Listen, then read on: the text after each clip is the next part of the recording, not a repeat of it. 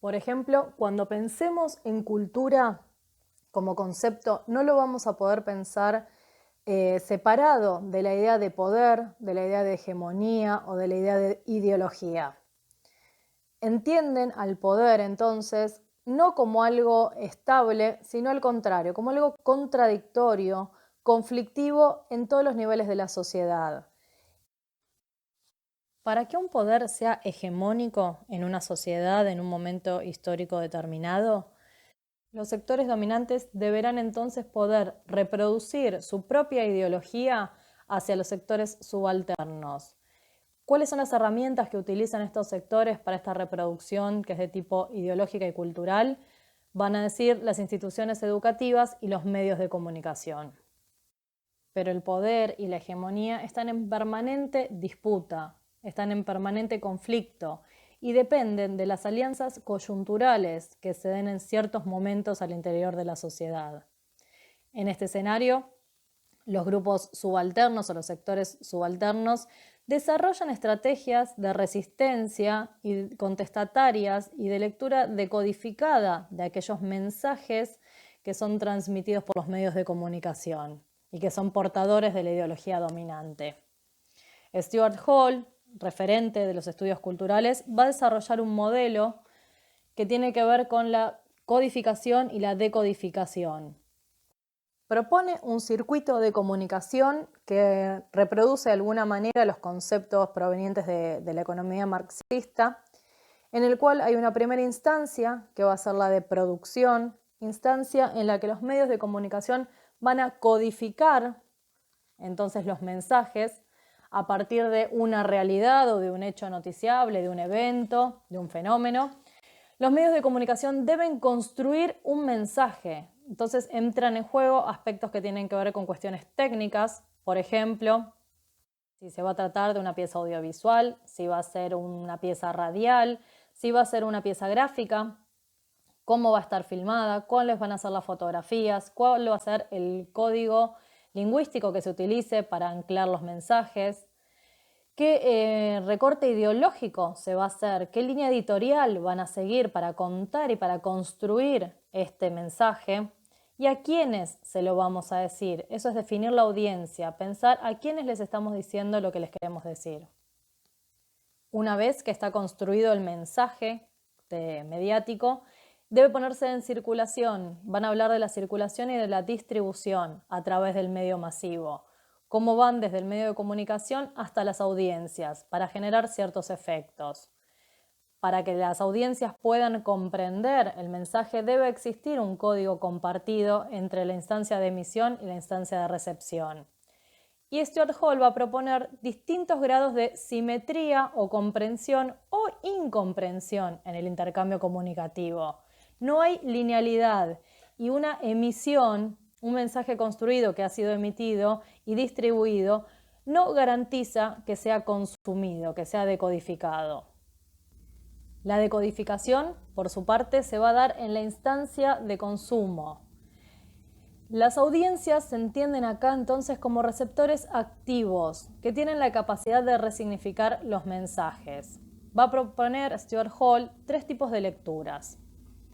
La lectura hegemónica, en la cual la decodificación que hace la audiencia con respecto al mensaje emitido es compartida, es igual, se comparten los códigos y se comparte el sentido de construcción del mensaje. Después tenemos la lectura de modo negociado, donde el receptor acepta el mensaje, pero parcialmente va a modificar el sentido de lo que fue codificado en la instancia de emisión. Y la tercera lectura es la del modo oposicional. El espectador decodifica el mensaje, pero de una manera contraria desde el punto de vista ideológico al sentido con el que fue codificado o construido. Entonces, va a decir el autor, se resignifica de forma opuesta este mensaje.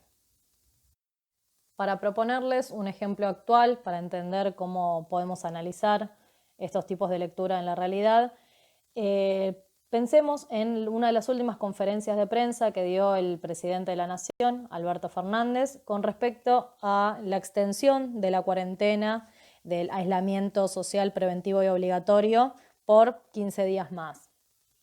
Parte de los televidentes que tengan una lectura hegemónica van a comprender que esta es la mejor manera de garantizar los no contagios, que quedarnos en casa es una forma de salvar vidas y es la contribución que podemos hacer a terminar antes y con la menor cantidad de daños y de muertes posibles esta pandemia. Otro grupo de televidentes puede entender que esto está bien porque garantiza entonces cuestiones sanitarias, pero que el impacto en las cuestiones económicas para las pymes y para ciertos sectores está siendo muy grande, y eso entonces va a ser una lectura de modo negociado.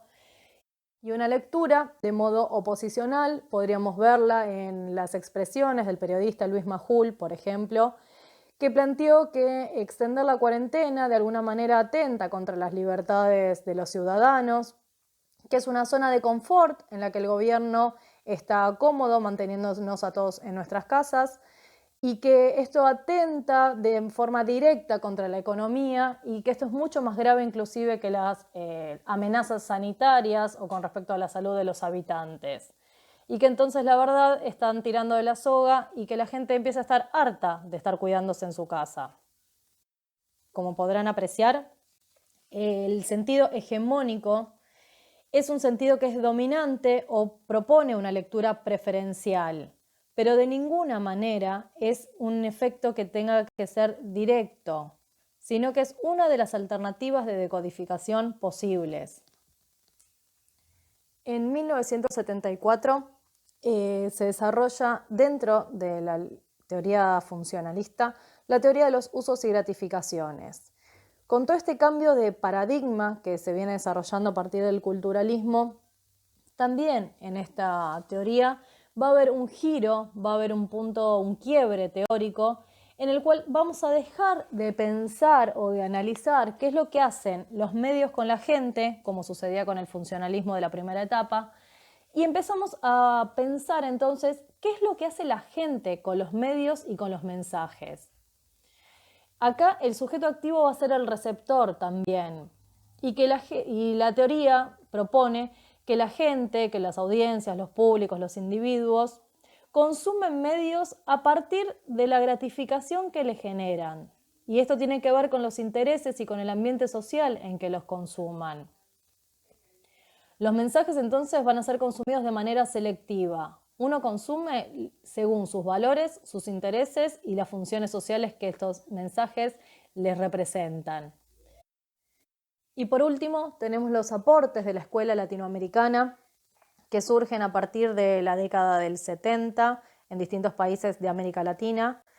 Y lo que van a proponer son distintas teorías que centren la atención en ciertas categorías, como es por ejemplo el concepto de cultura, y surgen a partir de la necesidad de tener teorías propias. Hasta el momento en Latinoamérica se investigaba y se pensaba a partir de teorías que eran foráneas. Esto significa, habían sido pensadas para responder a problemáticas de otras sociedades en otras latitudes.